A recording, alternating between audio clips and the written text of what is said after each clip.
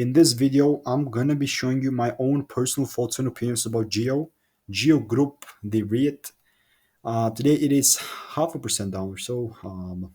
Before I get into the video, disclaimer: nothing on the channel constitutes professional and/or financial advice. Everything is just my own opinion and perspective. Let's get into the video. I'm gonna go to the 4-hour chart.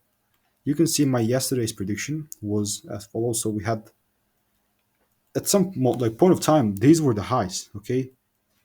And we definitely made new highs in this situation, so I'm just going to move them. We cleared the highs 100%, so the prediction was beautiful and nice.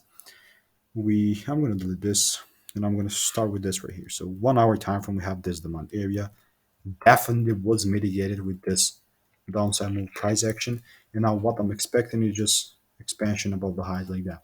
Now, perhaps what could be happening too is because we kind of might have got exhausted with this beautiful push of 16% amount of 1 day or so, whatever you can call it. Perhaps we might as well just bloop, okay, fill the gaps or some stuff like that. But then technically, I'm still looking for those bullish moves.